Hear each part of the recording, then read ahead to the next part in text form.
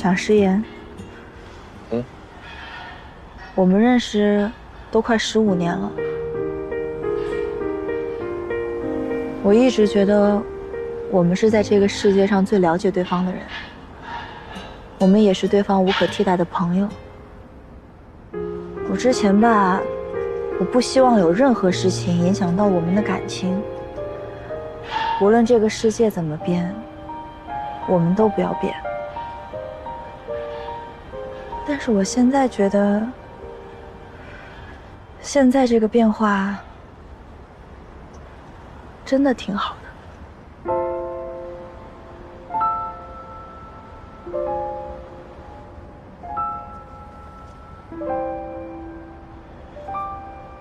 之前我听别人说，友谊跟爱情的区别是什么？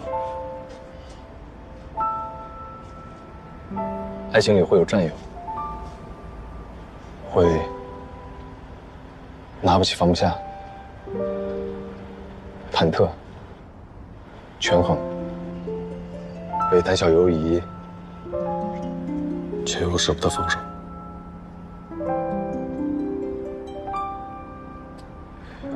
我一直觉得我自己是一个很勇敢的人，但是面对你，我才知道，真正的爱不是盲目的勇敢，而是进退两难。因为我生怕造成一丁点的伤害。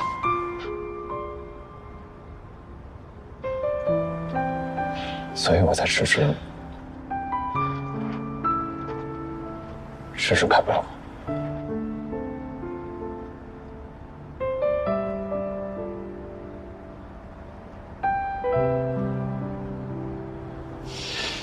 但是后来吧，有一天突然听冯安然他们说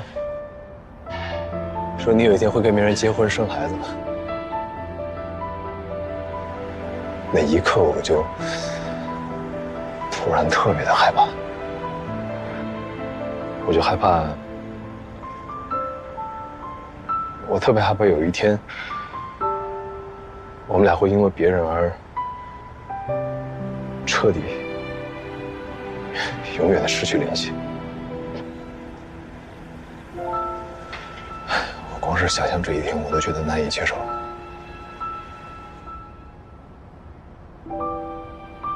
所以从那一刻我突然意识到，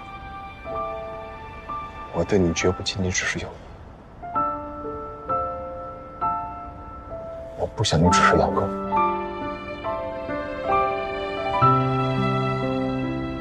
要我们一直走下去，没有任何人能将我们分开。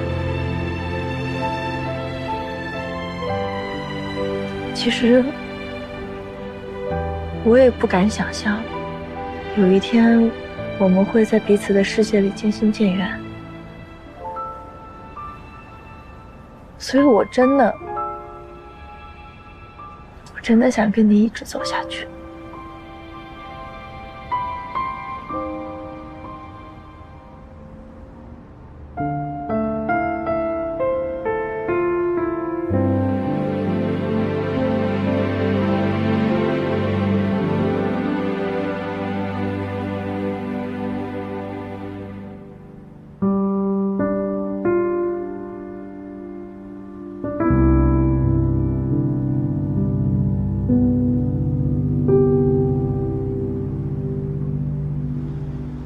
哎，等会儿，我是不是按到你阑尾了？啊？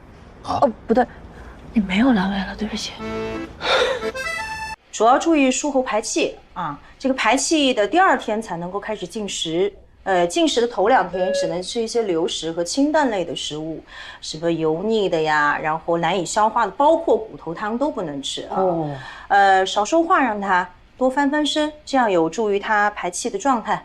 如果有腹胀、腹痛，包括这个发烧的状况，第一时间和我们联系。哦，好的好的，谢谢医生。还有没有什么别的需要注意的？这个就是主要是防止它粘连，所以要适当的动一动。不是太痛的话，可以下地走一走。好，谢谢。好，谢谢。醒了。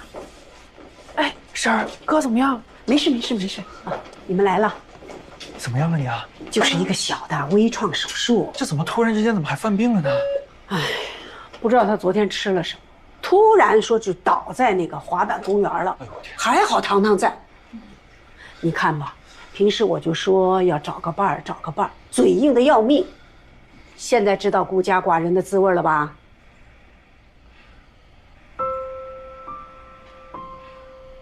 什么？不要说话，说话容易胀气。阿姨，她应该是有点口渴，是不是口渴了？你现在不能喝水，我拿棉签给你把嘴巴沾湿一点。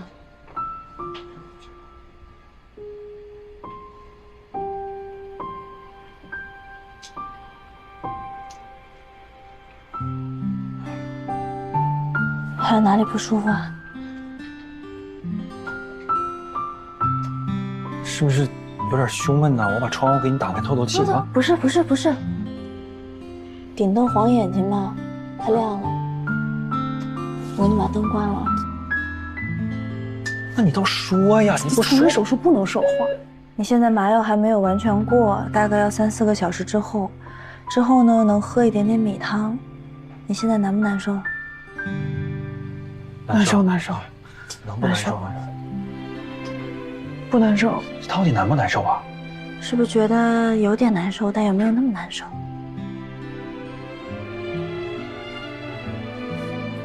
这样，我帮你翻个身，你侧着躺一会儿。医生说要促进这个肠道蠕动，等你觉得不舒服了，我再帮你放平，好吗？冯然，你帮他往左边翻个身。哦，好。哎，不是啊，往他左边翻身，他伤口我在右边呢。那你说是往他左边，我说他左。行，你让他弄，轻点，行，慢点，轻点。你说清楚了呀。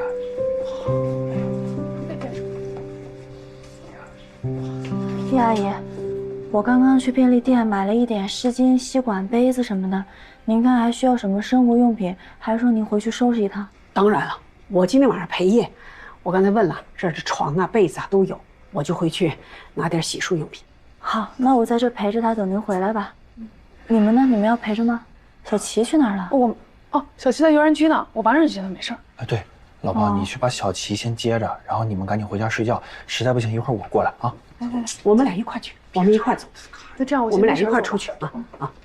好，我很快就回来啊，快去快回。我明天早上给你送点小米粥，好不好？你现在呢，最重要的就是要排气。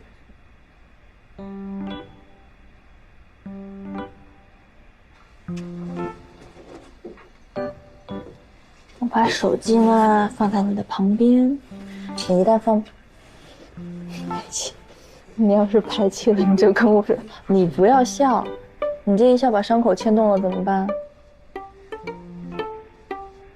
放弃了跟我说吧。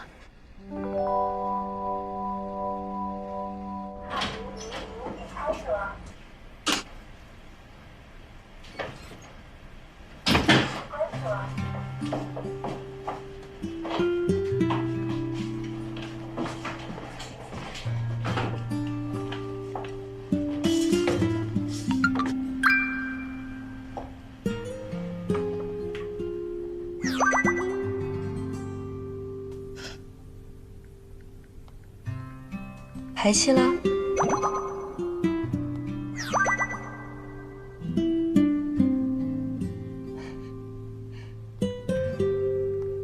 医生说别喝牛奶、豆浆这种容易胀气的东西。明天我带小米粥来。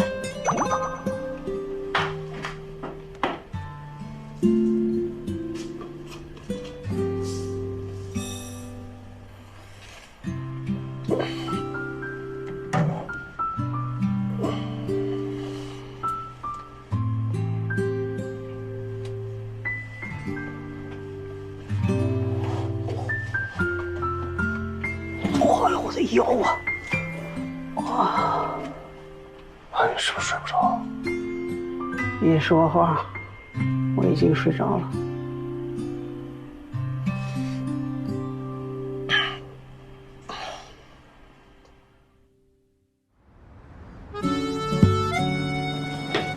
早啊！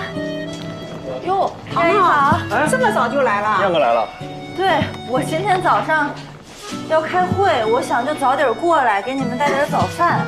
哦，我本来想着呢，在医院吃一口，但没想到他的流食，哎，还真是流食，就一碗清汤，喝了2口不喝了。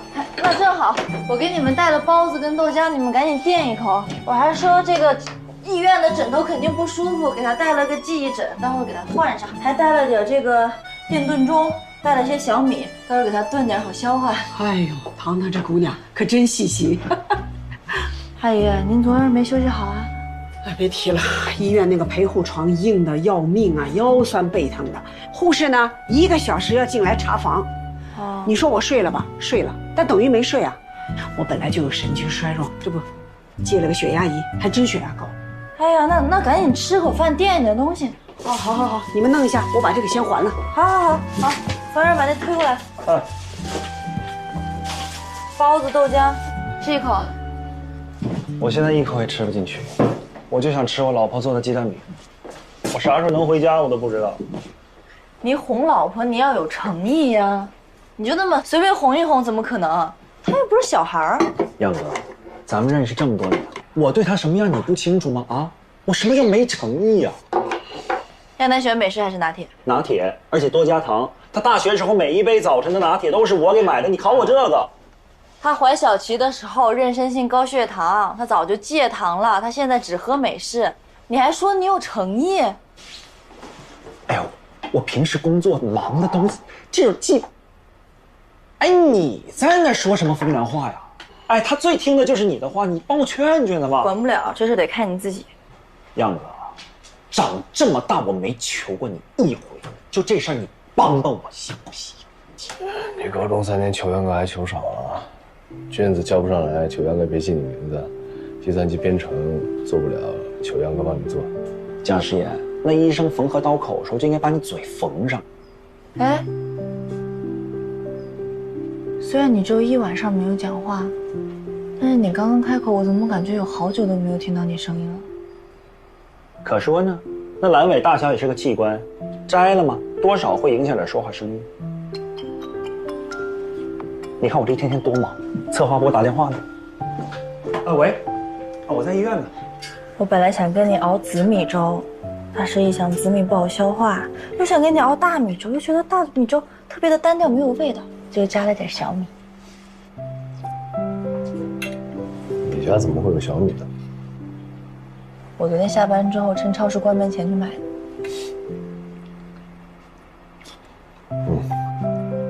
熬得不错。你总是能做些让我开心的事情。其实也不是我总做些让你开心的事儿，这些事情其实都是无关紧要的，主要是因为是我做，所以你就总是傻乎乎的觉得特别开心。你这逻辑，我不是只有跟你在一块儿的时候才傻乎乎吗？哎，我刚刚看亚姨休息的不太好，高血压都发了。是，今天晚上就别让他陪了。哎，我觉得也是，让他好好休息一下。那要不，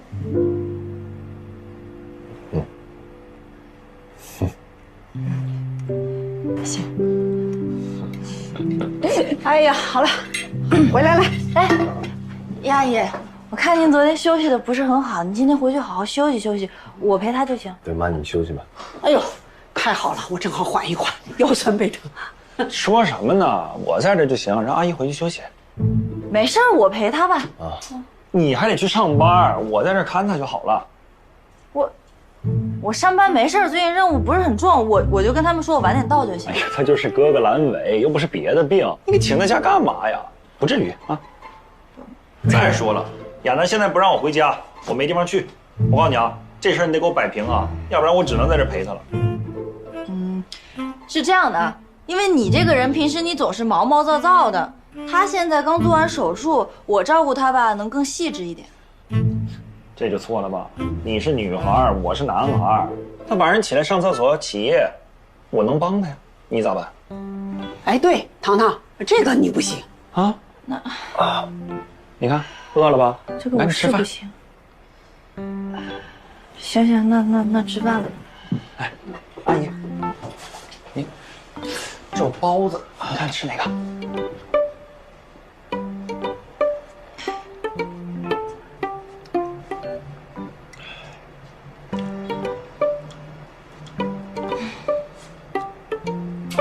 哎呦，猪肉大葱的呀，好吃。亮哥，要不你细致吗？真会买。闭嘴！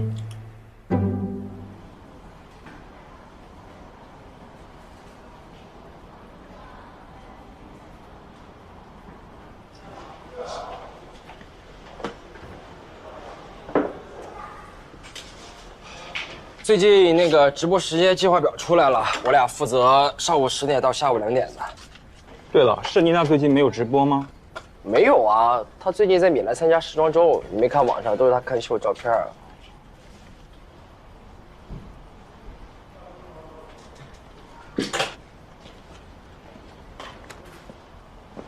程总，你们今天加班吗？不加，也可以加。一会儿我请大家吃火锅，你一会儿叫一下技术部的同事。我需要我定位子吗？废话。他最近心情挺好啊。对呀，刚才在笑。我去定位子。青睐总开户行支行刚好是我之前待过的地方，我去调了一下明细，青睐从3个月前发工资的流水急剧递减，论坛上也有关于青睐拖欠教师工资的消息，不过热度都不高。行，你继续跟进吧。好。唐初，顶楼找。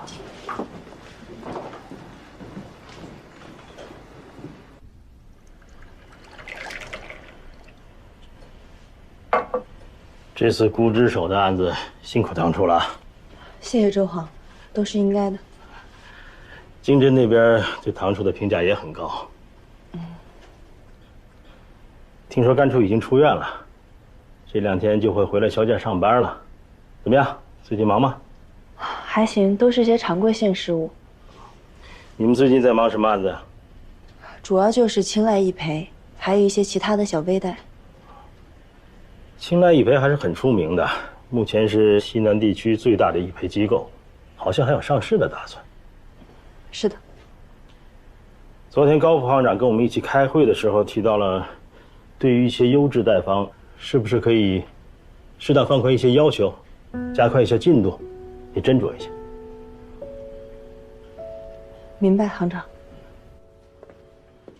青睐这些年的发展，大家是有目共睹的，所以啊，这次扩贷不仅仅是单案，更是青睐和会商重新建立长期战略合作的契机。青睐从3个月前发工资的流水急剧递减，论坛上也有关于青睐拖欠教师工资的消息。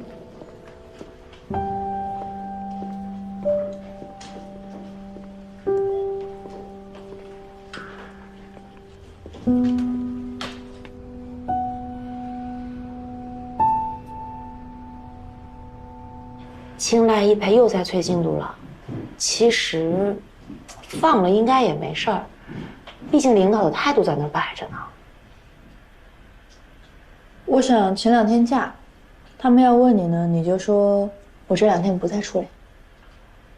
你确定一点儿都不放啊？书面材料看上去确实没什么问题，但我总觉得实际问题应该挺大的。哎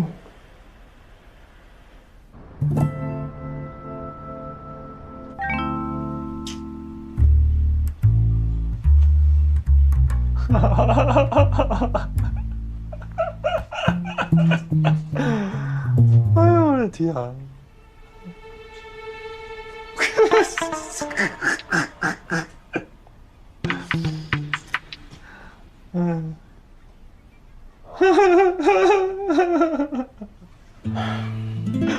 你咋了？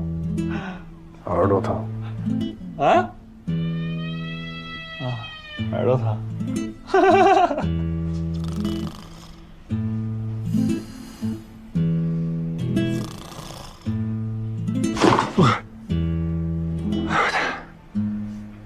咋了？你怎么了？啊？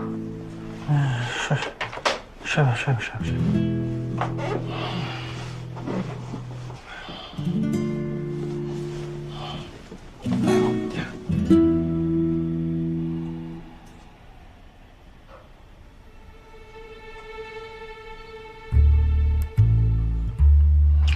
哎，那个，吃烧烤吧，长中饱。你看我现在这样像是能吃烧烤的吗？滚！那来碗粉儿，你吃口西瓜呢？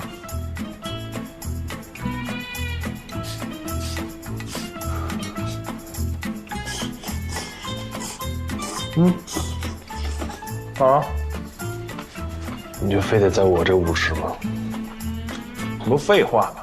我上隔壁病房，人也不让我进呢，我又不认识他。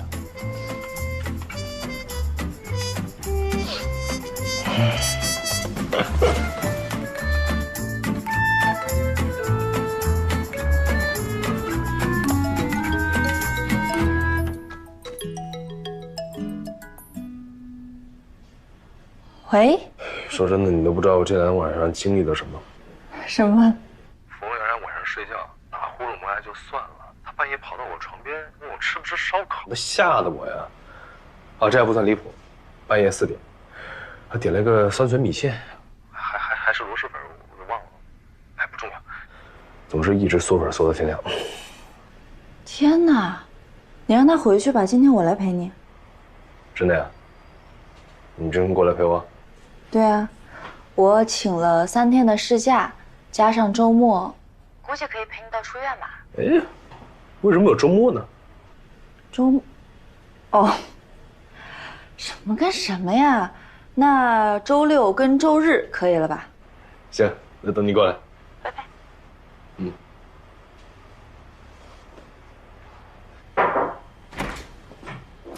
怎么样啊？感觉还疼不疼？当然了，大夫，一点都不疼，恢复的特别好。如果没多大问题的话，上午输完液，你下午就回家休息了。啊？这么快就出院了？当然，阑尾炎本来就是个小手术，很多病人都是2天就出院了，你还多观察了1天。啊，可是我好像恢复的感觉还没那么好啊。没什么问题，只是2个指标稍微的有一点点高。是吧？我就觉得是不是应该再多观察观察2天吧？没啥大问题啊，回家好好休息休息。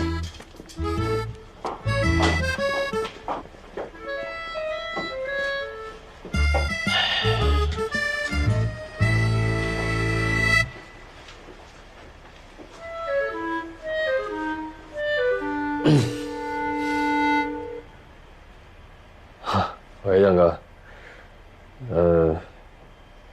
大夫说我下午就能出院了，要不你就别过来了，让我妈来陪我出院吧。这样，我跟易阿姨说让她别来了，我去陪你，下午帮你办完出院手续再送你回家。行。怎么样？刚刚外卖员给我打电话，说订的水果你点的。给你订的，西瓜、青提还有芒果都是你爱吃。哎呦，你真的是，你是病人还是我是病人呢？我照顾你还是你照顾我？不都一样吗？你昨天晚上没睡好吗？我睡得还行啊，我昨天10点不到就到家了，我还给你发消息了呢。不对，你不是回我了吗？你让我早点睡。对，我本来9点钟就应该睡觉的，被服务员给吵醒。你这个水还要吊多久啊？估计8个小时吧。就这一瓶。那你要不要睡一下？我看着你。给你调啊。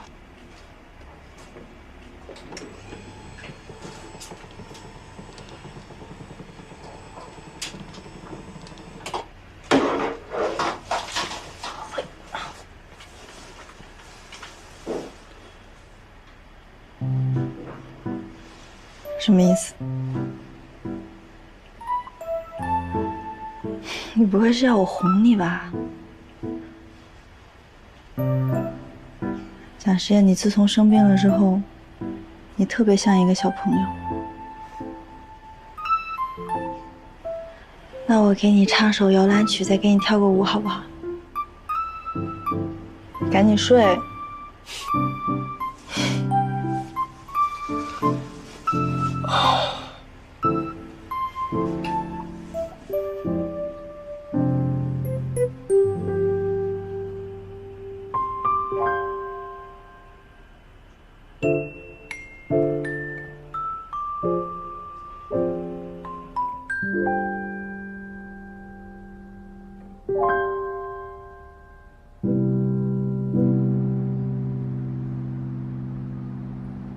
5发床归校，5发床归校，5发床归校，5发床归校。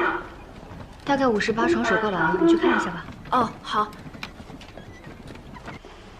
来，帮忙按一下。好，谢谢。好的。他刚刚睡了一下，但是就只睡了10几分钟，他就说总觉得自己有点忽冷忽热的。哦，我给他量个体温吧。好好好。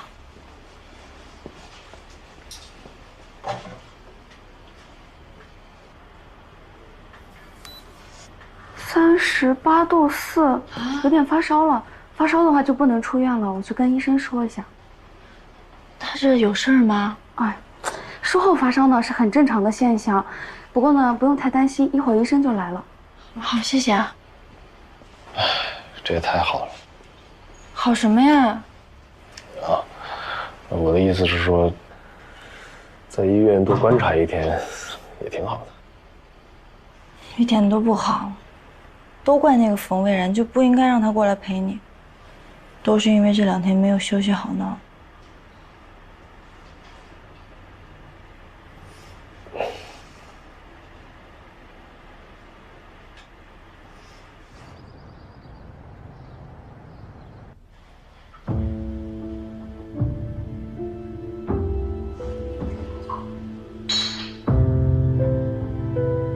东西我已经给你准备好了。哎呀，你确定这个糖样他会收吗？钥匙我会先给他，密码的话，等贷款批下来，我再发给他。好。魏总放心，没有人是不能收买的，无非是价格不同。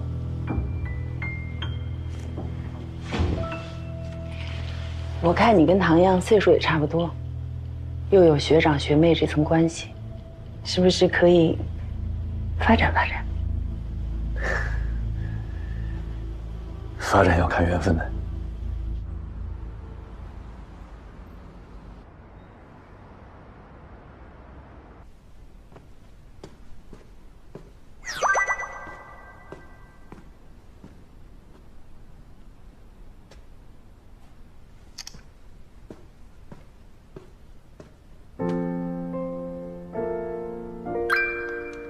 5、6年前去过的中国餐馆，在米兰老城区，红烧牛肉面是一绝。你要是有空，可以去帮我看看，是不是还开着。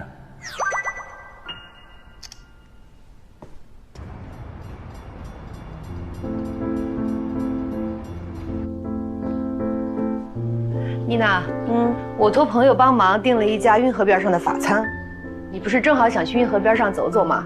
到时候让摄影师帮你拍一组宣传照。好。哎，咱们是明天早上的飞机是吧？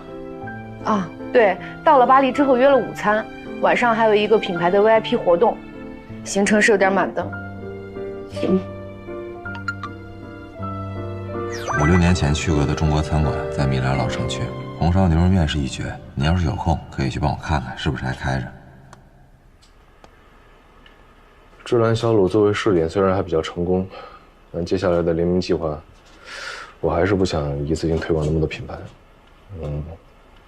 我觉得吧，美食还是跟地域相关，咱们还是得想办法，把之后的联名品牌跟地方的文化特色相结合起来，明白我意思吗？冯冉，我跟你说了啊，不要再跟我打电话了，有什么事你都问我呀。我现在发着烧呢，在医院，我要睡觉啊，挂。这冯源还老打扰我。你还烧吗？烧。烧你还开电话会？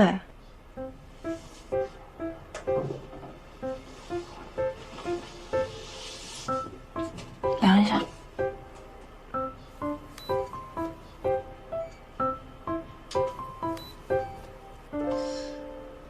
你这个体温怎么不降反而还高了？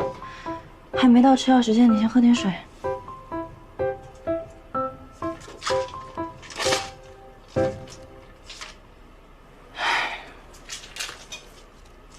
边贴一个。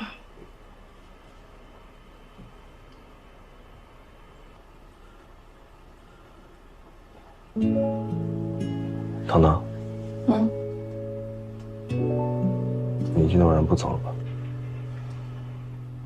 不走了。我保证明天烧肯定会退的。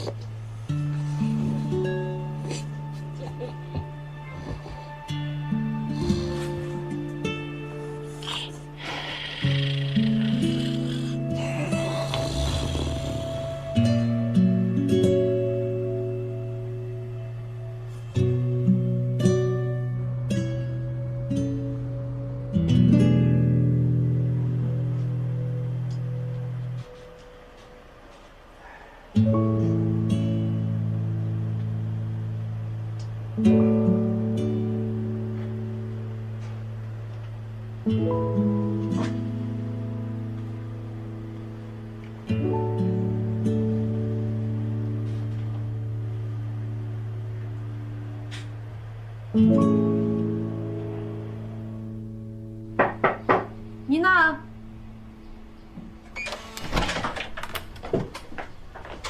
妮娜，你换好衣服了没？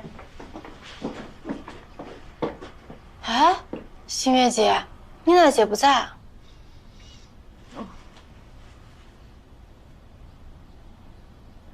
哦，她说她有点事儿，不跟我们吃饭了，晚点到运河边来跟我们会合。啊，她一个人能去哪儿啊？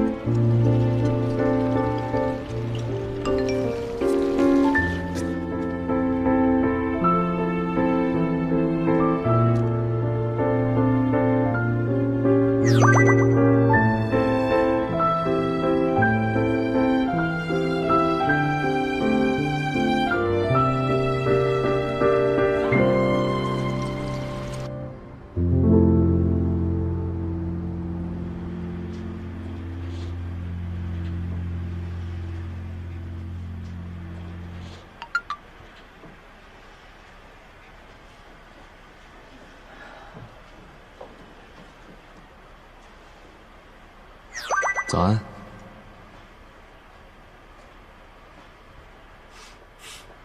哎，你已经醒了，怎么样？我感觉好像已经不烧了。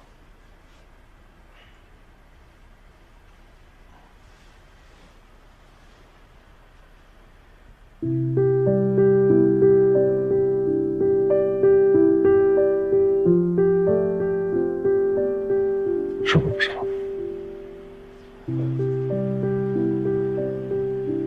我怎么感觉你脸好像有点热？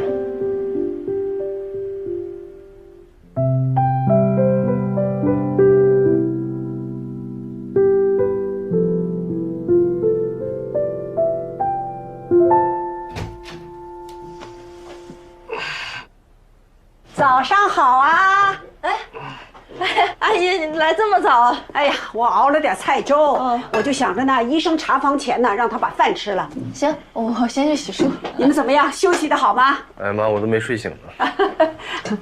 糖糖说你发烧了，现在多少？多少？哦，你呀，本来今天就可以出院了，现在又得多住2天，麻烦嘛。其实我觉得在医院住2天也挺好的，有护士和医生在，万一有什么事儿也好照顾。你好意思吗？让人家糖糖陪你啊，糖糖照顾你啊，她不要上班的。没事儿，阿姨，我本来也请了2天假，我正好这2天陪着她。糖糖不用，完全不用。我刚才路过护士站，我已经问过了，她现在可以行走自如，而且晚上都不用陪夜。这也……再说白天我给她送饭嘛，我能陪她。还有护工啊，要不我的钱都白花了。说阿姨，我反正假都请了，您不用跟我客气，我来照顾她。糖糖，是你不要跟我们客气。来，糖糖，来，快收拾好了，先回去吧。你在这睡不好，回去补个觉，然后美美的化个妆，跟朋友一块出去玩，是不是？谈个男朋友啊，去玩一玩。不是我男朋友啊，不是的，你把时间都在这儿陪着他，多不合适啊！走了啊！走了啊！休息了。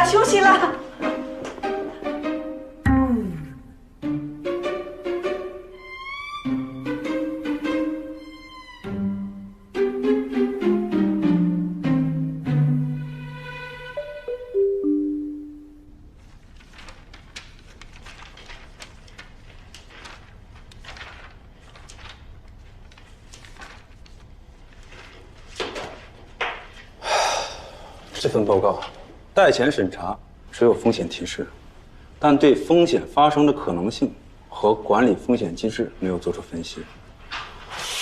你拿这个给领导看，这是批还是不批啊？对不起，甘处，我马上补充一下。我才请假不到1个月，大家就不干活了，乱成这个样子。你们2个副处长，不能拿荣誉的时候就敢为人先，分担责任的时候就袖手旁观啊！甘处，这个月处理的过件量非常正常，没有谁玩忽职守。是吗？那青睐易赔的贷款怎么回事啊？我刚一回来，高行长就找我说我们信审处效率太低，对市场和客户需求没有敏感性，怎么回事啊？那个件前天例会还在正常流程中啊，是吧，琳琅？对。我们之前和业务专员进行了平行作业的实访，对有些情况还需要进一步的确认，尤其是青睐易赔的工资流水。你不要跟我说有的没的，今天下班之前必须把审贷报告给我交上来。可是什么？可是唐处不在，他最近家里有人生病了，请了几天事假。这个是唐副处的件。之前的贷前审核都是他负责的，审贷报告也需要他签字。给他打电话、发微信、发邮件，你又不是山顶洞人，还要结绳记事啊！做事之前要动动脑子，好不好？好。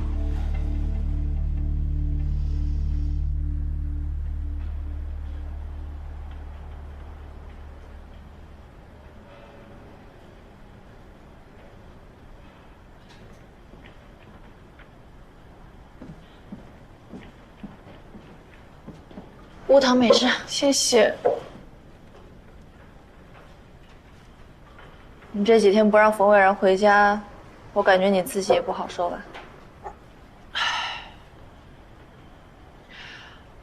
我也不知道怎么了，我好像怎么都好受不起来。其实人冯蔚然已经做得挺好的，他每天给我订花，哄我开心。他不出差、不上班的日子就去接儿子放学，带他吃饭。但我不知道怎么了，我就是高兴不起来。我不会有什么大病吧？怎么可能呢？你别瞎说。你想想啊，你们高中就认识，考上大学之后开始谈恋爱，大学毕业之后结婚生孩子，这么一算，你们都在一起10几年了，你们进入疲惫期也很正常。可能吧，但是冯蔚然现在确实越来越忙了，所以现在经常就是他忙他的，我忙我的，我也没什么可忙的，所以我每天在想他在忙什么，我就问他你在忙什么，他又不跟我细说，所以我就，哎呀，我也不知道，反正就是高兴不起来。你在生小琪之前你在干什么？大放光彩啊，优秀设计师啊，你觉得开心吗？开心啊，充实吗？充实啊。那你就找个班上啊。可以啊，我可以找个班上，但是我要是找个班上的话，那冯蔚然更是他忙他的，我忙我的，在一起时间更少，那更越来越远了呀。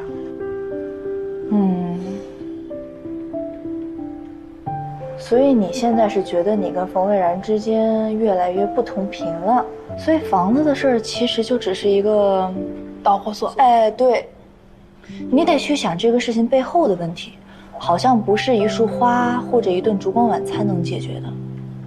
你想象一下，你能够接受你的生活中没有冯蔚然吗？不可能，怎么可能？这不闹了吗？所以呀。你现在这么躲着他，你自己一个人胡思乱想是没有意义的。感情里面的大忌就是不沟通。我觉得这样，你把你所有的想法，你去找冯蔚然，你去把他说开了，也许你们俩沟通完，事情就解决了。要实在不行的话，要不帮你们俩找一个婚姻方面的专家？那个婚姻情感的专家说啊，他说在一段婚姻里面，最可怕的就是致命的习惯性。他说，当一个人觉得一切都习以为常的时候呢，你们俩的婚姻也就走向了死亡。而且他还问我，说，是不是产生什么问题的时候都是我主动道歉，发生所有矛盾都是我主动退步？如果是这个样子的话，他就会觉得一切习以为常，一切都是理所应当的。所以这个专家呀，就建议我这一次要反其道而行之。所以你的意思就是，那个专家让你不用回家，也不用道歉，就在这儿待着？不，也不是说完全不道歉。我最近不是每天给雅楠订花吗？他觉得我订花这个行为啊，既能够表现出我的耐心，还能够表现出我的歉意，但是他需要我在其他方面呢，表现出我的立场和我的底线。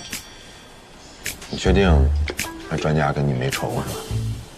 有什么仇？我又不认识他，我们在网上找的课。咨询费多少？咨询费好像是一节课68一节。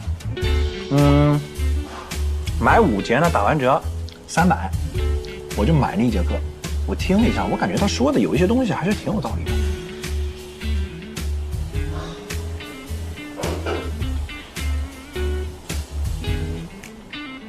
你干嘛？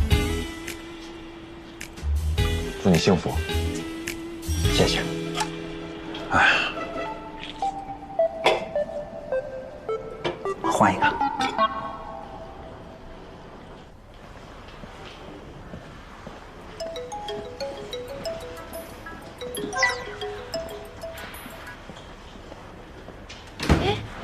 叶阿姨，哎，糖糖，亚楠走了。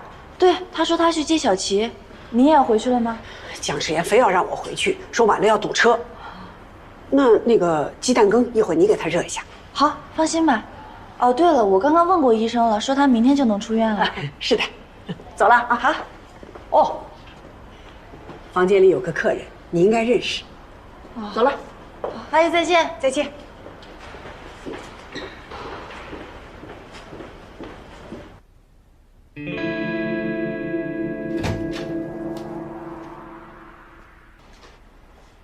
学妹来了。周总。啊，周总知道我生病了，就过来看看。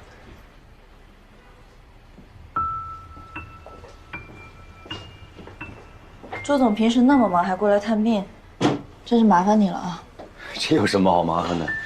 我跟蒋总现在也是好朋友啊。蒋总住院，我当然过来看一看。而且之前我给你打了很多次电话，你都没接。我想着应该就是在医院照顾蒋总呢，没时间听电话。我索性就过来一趟。有什么急事儿，非要找到医院来说？事情倒是还挺着急的，不过蒋总刚手术完，我们要不别打扰他，出去找个地方坐坐，慢慢聊。不好意思啊，我是过来照顾病人的，现在也是晚饭时间了，我得照顾他吃晚饭。还是学妹想得周到。没关系，医院开饭早啊，那我就等学妹照顾完江总，我们再出去找个地方坐坐。我正好看看有什么能搭下手的。我洗点水果吧。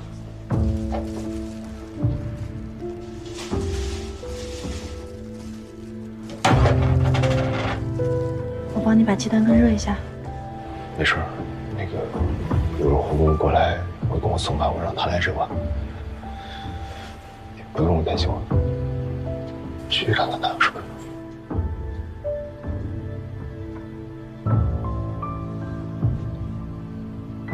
周总，那我们就附近找个地方快点聊吧。好，附近。有事打电话。鸡蛋羹记得吃。走吧。江总，好好休息。对，司机。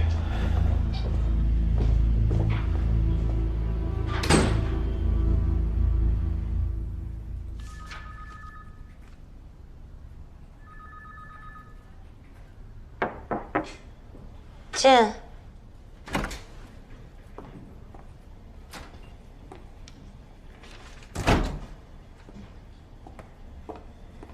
秦副处，有事吗？坐。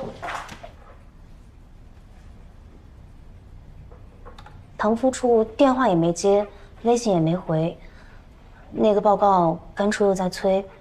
我想问您，知不知道唐副处的家人在哪里住院？他是不是在医院陪病人？我想着我要不跑一趟。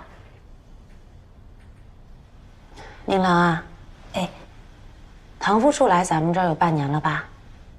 嗯，我想问问，你觉得唐副处这个人的工作状态是什么样的？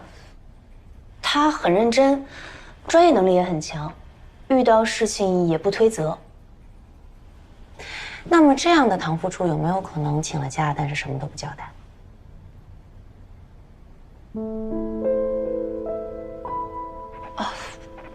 我明白了，谢谢秦副处，我知道该怎么做了。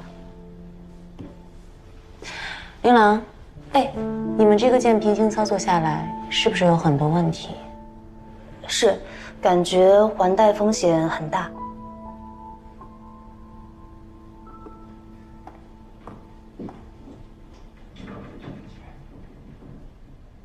我这微信也发了，电话也打了，邮件也催了，唐副都不回，我估计是不是在医院没顾上？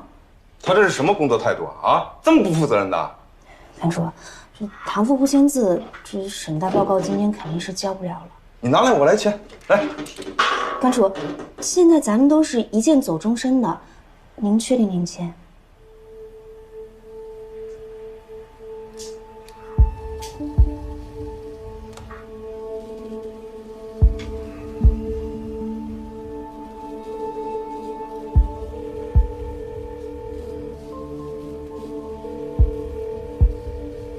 不接电话。甘处，要不这样，明天我再去唐副家里找找他。晓得了，去忙吧。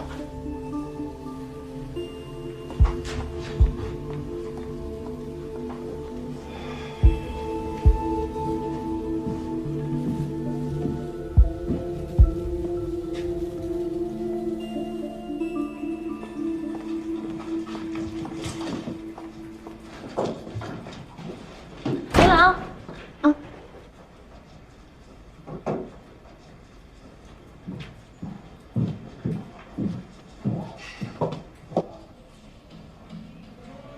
周总都找到医院来了，也是可以啊。怕学妹不出来吗？我实在分不清你到底是坦诚还是不坦诚。坦诚。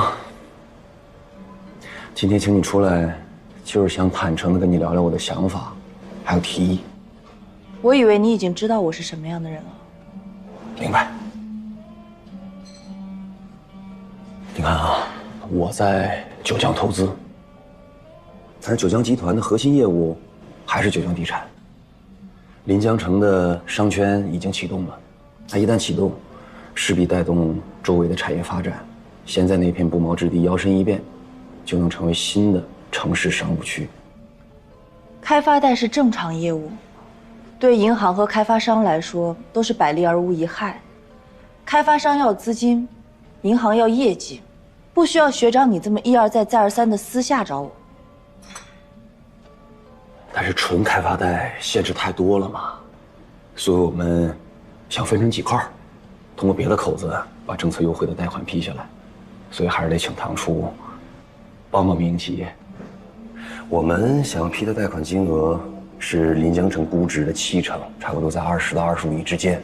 放款只要一到，该做的我们都会做，而且绝对能够保证唐初的安全。条件到了当然能过，条件不到自然是要调整的。如果还是在谈这样子的事情的话，我觉得学长你不用再找我了。好，学妹，先别生气，我不说了。喝咖啡。以前过年的时候，我们家总是来很多客人，一口一个周老师，一口一个唐工，手上都带着很贵重的礼品。那时候我第一次看到车厘子，我觉得比樱桃大好多，肯定很甜。我就很好奇，也很馋，我就尝了几个。之后我妈呢，就硬要给人家塞100块钱。等客人走了之后，她抡起鸡毛掸子就打我。她说今天是车厘子，明天是金子，后天呢可能就是房子。那是我妈第一次打我。从那之后呢，我们家过年就尽量不在荣城，索性去工地上面过。我知道学妹的家教严格，但是我想，阿姨还是希望你能够过得好。过得好这件事儿，别的都是假的，有钱才是真的。周总，人活着多少钱算够啊？至少要清白坦荡吧。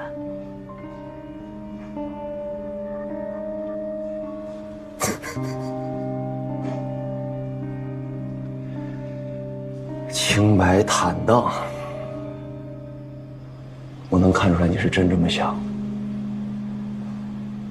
所以我说学妹，你幸运的让人羡慕。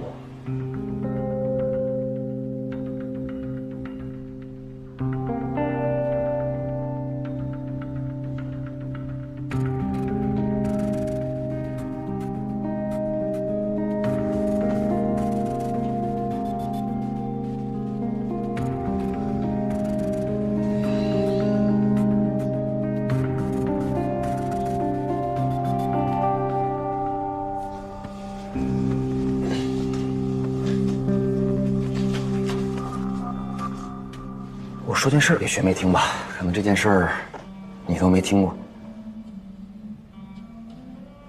还记得当初你是怎么进会商的吗？会商整个系统当时只招10个管培，而且都是总行直招，竞争压力可想而知。全国的名校生，光简历就投了3000多份，第一轮直接筛到剩60，第二轮筛到剩30。第3轮是面试，我面试排名第5，但他们只想收男生。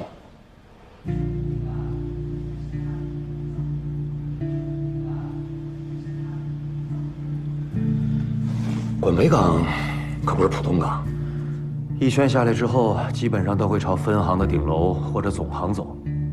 他们需要的是顶尖的能力。体力，还有稳定性。你当时的状态，单身未婚，甚至未恋，他们觉得你稳定性很差。我当时听说这件事儿，就去找了我的叔叔，周行长，找了上面的领导，这才把你留下。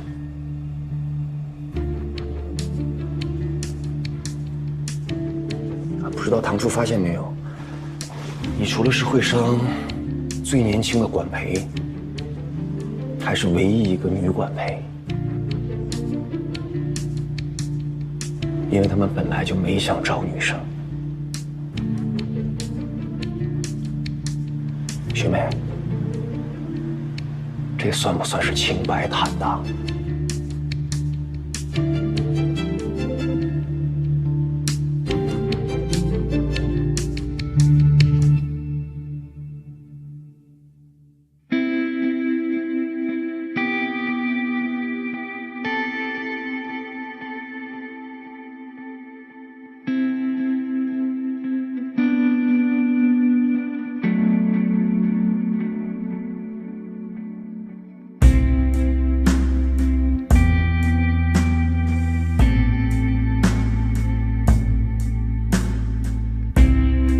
他们只想收男生，他们需要的是顶尖的能力、体力，还有稳定性。他们觉得你稳定性很差。我当时听说这件事儿，就去找了我的叔叔。不知道堂叔发现没有？你除了是会商最年轻的管培，还是唯一一个女管培。因为他们本来就没想招女生。学妹，这算不算是清白坦荡？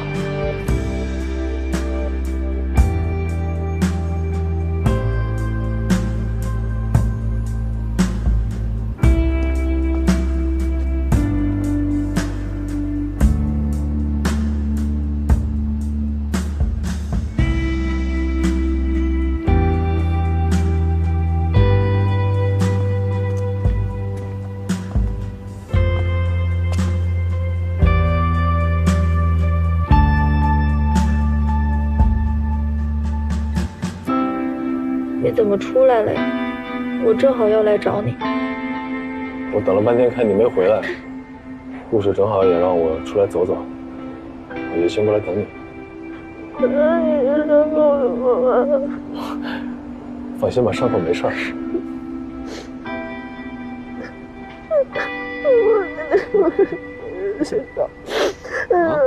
不用难过，这些都是周末为了打击你编造出来的。领导不会那么有偏见。我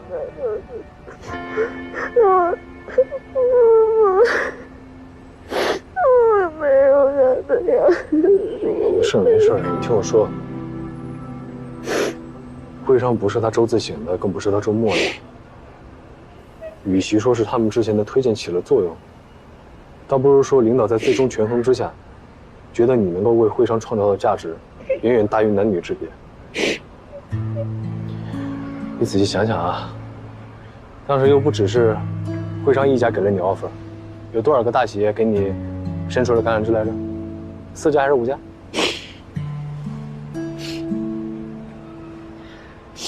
收2家呀？是1家。你看，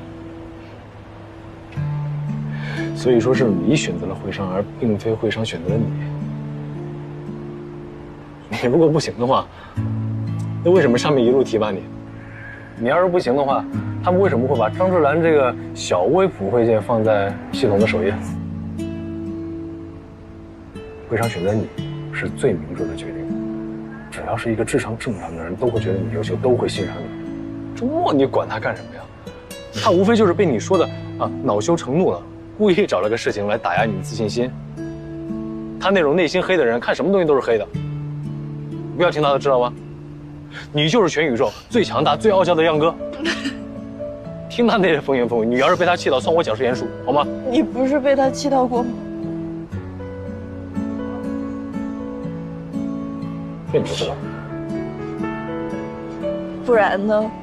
因为每次到双休日，你都说周6、周日，你从来都不提周末，你也不让我提。还有一次你说没有周末。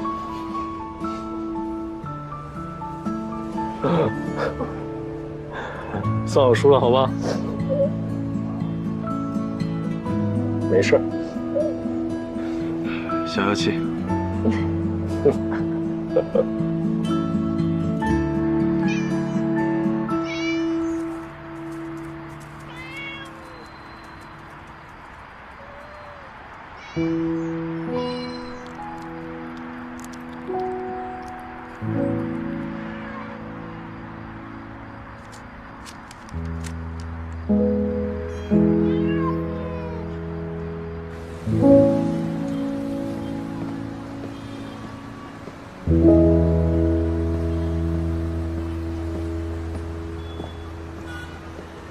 喂，唐阳已经收下卡和钥匙了，挺顺利的。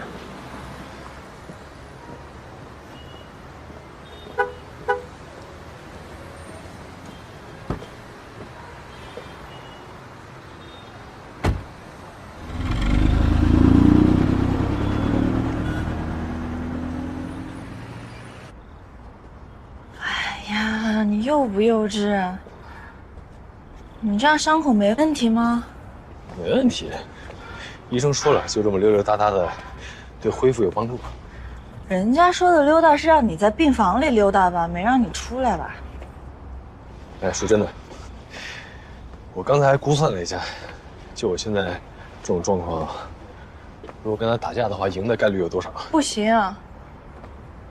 我跟你说，蒋时，你不许这么伤害自己。你放心，我又不是傻瓜。是吗？也就在你面前傻呀。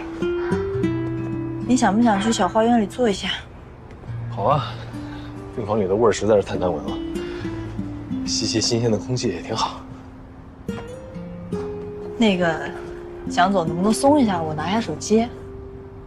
好不容易才能正大光明的牵你的手，怎么可能轻易松开？打死谁我都不松。哎，不对啊，我什么时候答应你了？就刚刚。什么时候？你在那儿。哎，唐阳做我女朋友好不好？哎，好的，好的，好的，我答应，太好了。没见过这么自说自话的，你真的脸皮太厚了。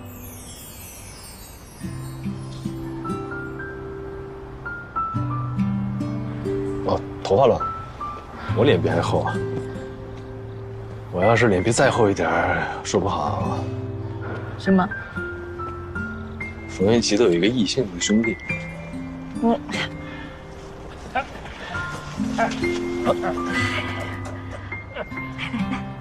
哎呀，干什么干什么？我不冷，就是嗓子有点哑。行行行，别操心吧你就。真好。要是能这样白头到老，推着你的轮椅，慢慢陪着你，挺好的。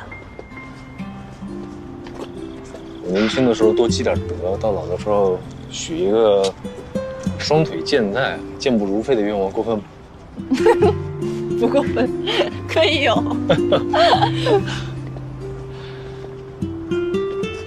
能和你就这样一直走下去，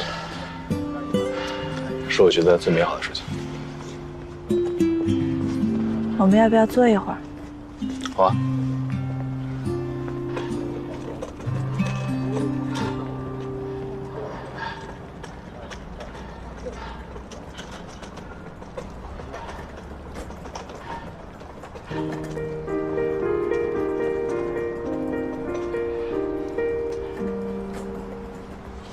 蒋诗妍，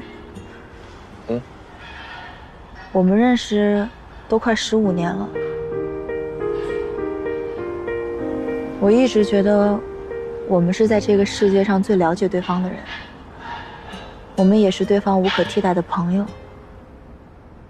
我之前吧，我不希望有任何事情影响到我们的感情，无论这个世界怎么变，我们都不要变。但是我现在觉得，现在这个变化真的挺好的。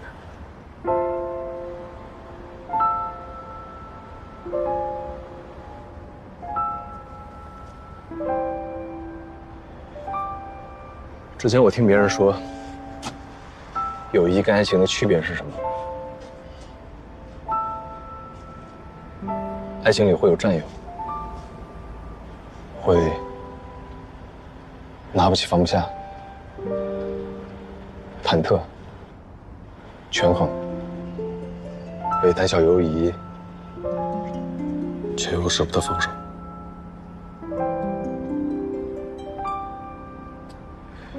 我我一直觉得我自己是一个很勇敢的人，但是面对你，我才知道，真正的爱不是盲目的勇敢，而是进退两难。因为我生怕造成一丁点的伤害。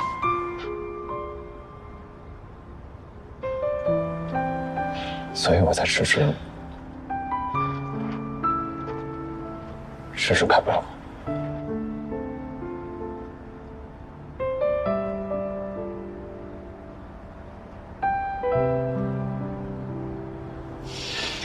但是后来吧，有一天突然听冯文然他们说你有一天会跟别人结婚生孩子，那一刻我就突然特别的害怕，我就害怕，我特别害怕有一天，我们俩会因为别人而彻底、永远的失去联系。我光是想象这一天，我都觉得难以接受。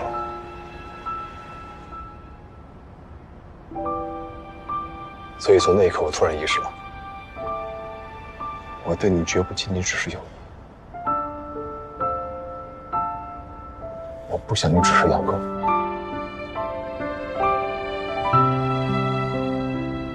要我们一直走下去，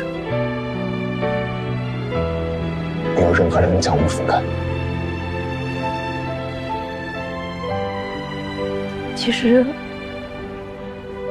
我也不敢想象。有一天，我们会在彼此的世界里渐行渐远，所以我真的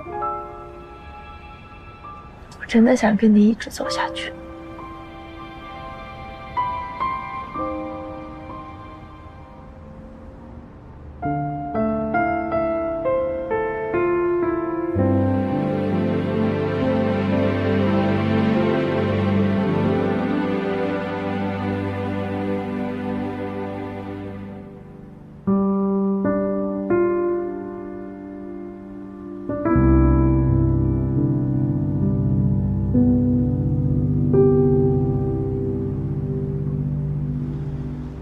等会儿，我是不是按到你阑尾了？啊？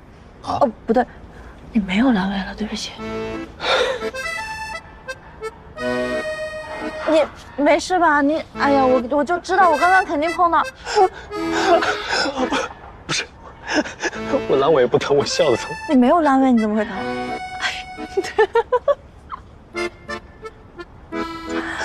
哎呀！海洋，你行不行？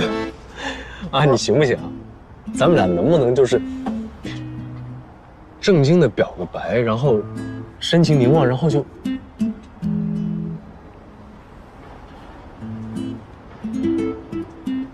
然后回病房休息，因为你这个伤口，你在外面待久了真的不行。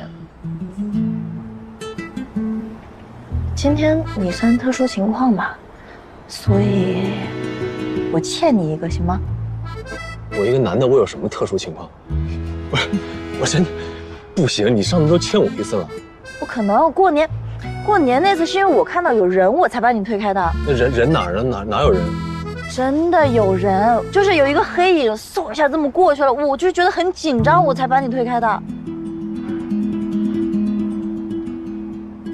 你叫我一个。颜狗。蒋诗妍。啊，好，演员。什么呀？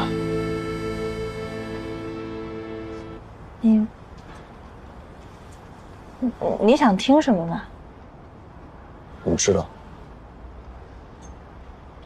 我说你应该先说。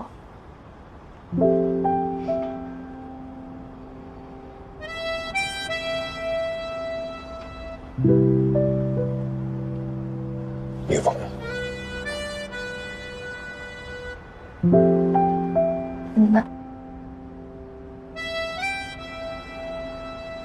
那走吧。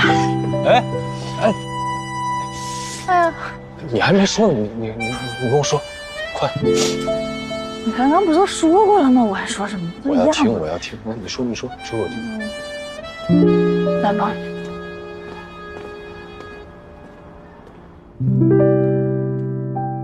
来，妈，你不用扶着我走，慢点，没事。慢点，慢点。不行的，你刚刚动完手术，万一摔一跤，那伤口不行啊！慢点，慢点。好。慢，你慢点啊！慢。哎呦，别动！你不能拿重东西，是要纸啊？你刚做完手术，不管做什么动作都要又轻又慢。累不累啊？渴不渴？饿不饿？要不要？不要吃面条，我也不累，不渴不饿。妈，我本来没什么事儿，你搞得一惊一乍，挺吓人的。我不管，我反正是遵医嘱。小冯，留下来吃饭，我准备了辣炒排骨、酸菜鱼、宫爆虾球。医嘱我不能吃油腻的东西。你肯定不能吃啊，没你的份儿，你只能喝粥。我是给小冯和糖糖准备的。珊珊，那我就不客气了啊。好，我准备去。多好啊！找到车位了。对，特别巧，正好有一个车出来，我就停进去了。你看，老小区就是存在这个问题，它停车太不方便了，而且还没有监控。上一次蒋世燕的车停在马路边，也不知道被谁给刮了，到现在都找不到这个人。我就跟他说，我说你买一套新房子吧，他偏不，他非说要把指标留着，以后买婚房。你，哎，你怎么想那么远呢？是吧？我也说他想这么远干嘛？这个人是谁，在哪儿，到现在还不知道呢。说不定他以后就得跟程辉一样单身一辈子，对吧？你凭什么？你凭什么说蒋世妍呢？你自己问题解决了吗？你就知道每天说别人。我觉得亚楠说的没错，他就是不一样了，越来越讨厌。真是越来越讨厌。我说什么了？我就是日常怼他一下。为什么要怼蒋世妍呢？你对亚楠的事情不能拿出一点诚意来吗？大姐，我还叫没诚意吗？哎，我每天给亚楠订花、道歉、发信息、打电话，那他不接受，我也没办法啊。你看，他就站在一个心态的高点上，对，他觉得好像只要他摆出了一个道歉的态度，对方就一定要答应一样。其实你根本就不知道问题出在哪儿，你也不想知道问题的根源是什么，你只是想把他哄好。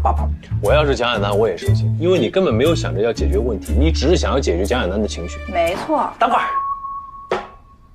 什么情况啊？你俩，啊？你2只半年单身狗还在这怎么了？化身成情感专家解决我问题呢？在这啪啪啪啪。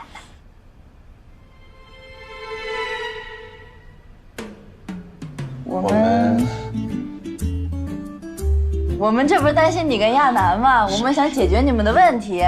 你跟亚楠虽然说很熟悉，也很了解，但很多问题是你忽视的。你以为你很了解他，但其实这些年大家都会有一些改变，而这些改变都是你忽视的。比如说，你每次出去玩都给他点奶茶，但其实亚楠跟我们在一起这些年，他都只喝无糖美式。比如说，他以前喜欢吃辣的，你们以前最爱吃的就是美蛙鱼头，但他现在喜欢吃潮汕牛肉锅，因为他觉得吃第2天不上火，也不长痘，所以他跟我们在一块的时候都不吃辣。哎，这你们俩就说错了。上个月我们2个夜宵吃的就是美蛙鱼头，人家吃的很开心，那是因为你爱吃。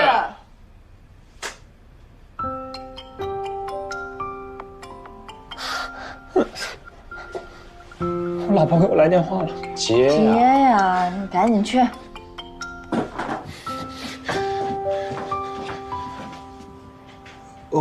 喂，老婆。好没事啊，好的，行，那一会儿见啊，哎。我老婆说要跟我见面聊一聊，我怎么感觉心里毛毛的呢？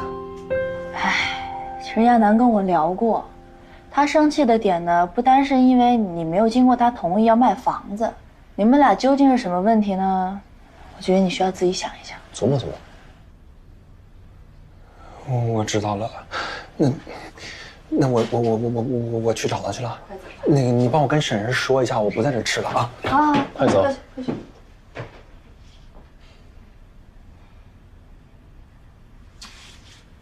我觉得吧，他们俩应该没什么问题。哎，但是我就是突然觉得吧，认识再久，再了解对方，再熟悉，再有默契，原来也会产生分歧。哎，怎么能这么说呢？虽然我们俩认识这么长时间，但是在一块儿才2、3天的时间，对吧？而且我觉得那些问题你大可以40、50岁之后再说。冯然能跟我比吗？啊，我什么人？他那没心没肺的，那脑子就松人那么大。但我觉得他这个人真的很奇怪。你说他在聊起自己那些财阀领域的那些专业上的事儿的时候，脑子特别清晰，转得特别快。怎么一到生活上的事儿就感觉很拉胯？是。而你记不记得他跟亚楠当时2人快在一起那个时候，要不是亚楠急得捅破那层窗户纸，直接问他你是不是喜欢我，他就能一直停留在约你吃个饭、看个电影，有约了，那我下次再约。我要是亚楠，我也揍他。我们公司另外2合伙人不都这样吗？也就我正常一点，都不容易。那你说，我们啊，这样啊，要不要告诉他们？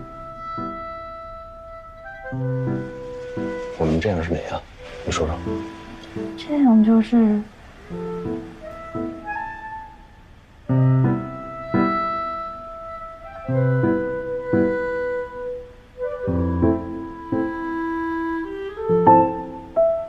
糖糖，哎，冯阿姨，哎，人呢？啊，对，那个冯蔚然说他有事儿，他下次再过来蹭吃蹭喝。我准备了2碗汤。那这样吧，你喝1碗，我喝1碗。啊，行。这些日子我们都在医院陪着他，都瘦了，是不是？哎呦，我没有，主要是在医院1日3餐您都给送饭，养狗在旁边喝粥，我在这吃红烧肉，吃干煎鱼，我觉得他应该补一补。你要是愿意，你天天可以来我这蹭吃蹭喝，我高兴。啊，对，我妈都跟我说了，这2天我在家休息，她不去跳舞，天天做饭。你来吃啊？我天天来吃。那我要是有空，我肯定天天来吃。太好了，走，现在就去喝汤，走吧。哎，你干嘛？你等着喝粥。啊，慢点做啊！走了，喝汤。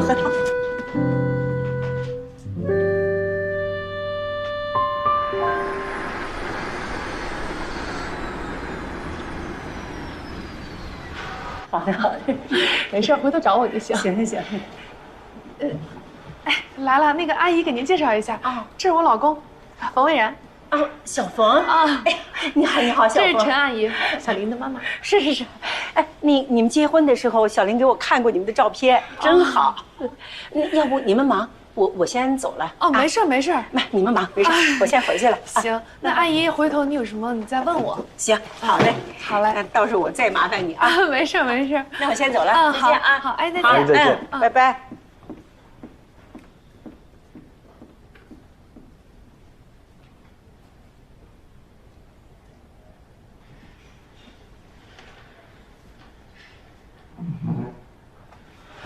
喝什么？都可以。哎，你好，帮我倒一杯温开水吧。好的。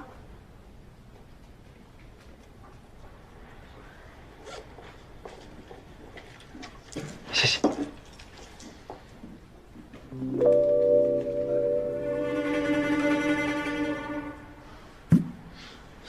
老婆，我真的知道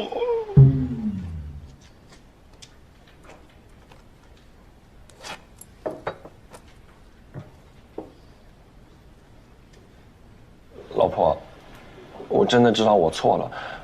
这段时间我不在家，我一直在反思自己的错误。我把自己的错误一共总结了以下几点。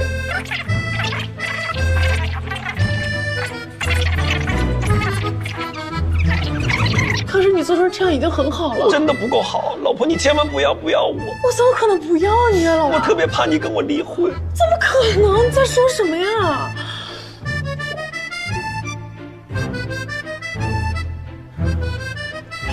就是觉得我的生活方式应该改变一下。啊？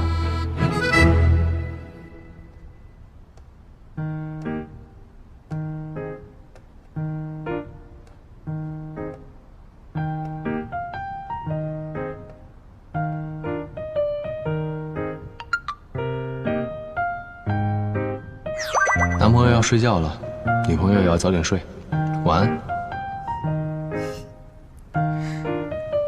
女朋友也马上睡了，做个好梦呀，男朋友。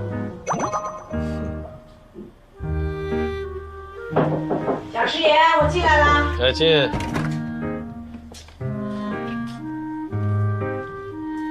怎么了？医生是不是让你不要熬夜？啊，你看看现在几点了？10点多了，你还在刷手机。难怪糖糖说让我把你的手机收了。他说不收你的手机，你是不可能睡觉。哎，等会儿，唐漾让你把我手机收了？对啊，他走的时候交代的。他说你经常拿着这个手机，晚上开什么电话会啊？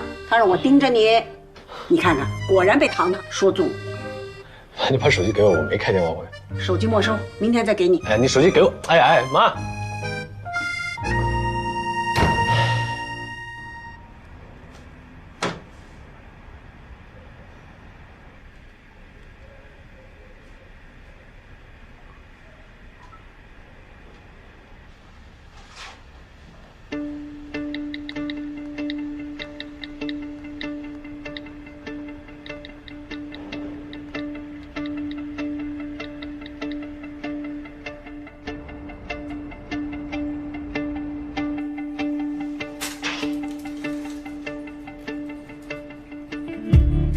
甘处，唐漾今天不是已经休假回来上班了吗？怎么还没有见到人啊？刚才听裴思切说，唐漾一大早就来了，放了包换了衣服就上顶楼去了。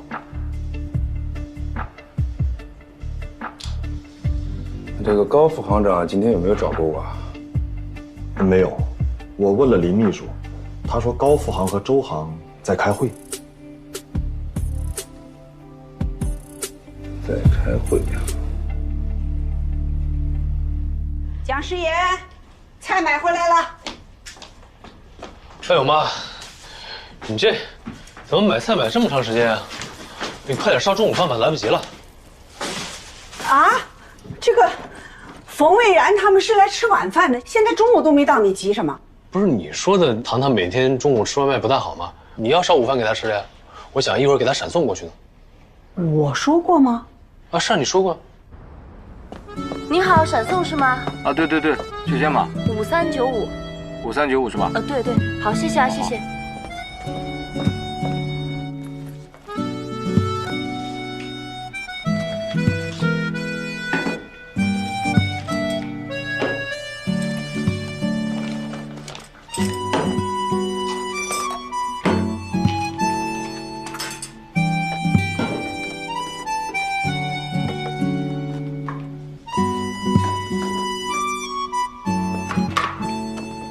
糖果啊，你自己带饭啦？哇，好丰盛啊，这么厉害！算是吧。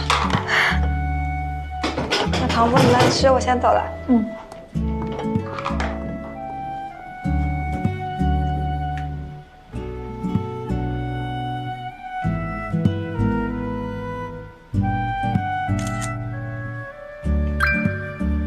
谢谢男朋友，午餐好丰盛。